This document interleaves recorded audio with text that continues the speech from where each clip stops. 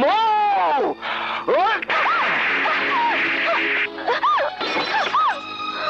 আমার মদের জন্য মায়ের দেওয়া বালা তোমাকে কে বিক্রি করতে বলেছে? কে বলেছে সেই টাকাতে মদ কিনে আনতে? আরে মদ তো ছিল বাড়িতে থাকার জন্য আমার কাছে একটা আশ্রয়।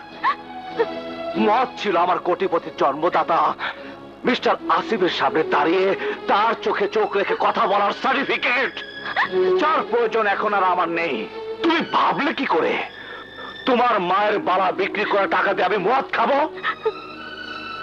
জন্মদাতার ধন সম্পদ হয়তো আমি ত্যাগ করেছি, কিন্তু তাই বলে নিজের আত্মসম্মান বোধ আমি ত্যাগ করিনি। আরিফ, এই আরিফ এখনো বেওয়ারিশ লাশ হয়ে যায়নি মৌ। আমার পৃথিবীতে কাউকে প্রয়োজন নেই। আমি প্রমাণ করব আমি একাই বাঁচতে পারি। তুমি চলে যাও। Get lost.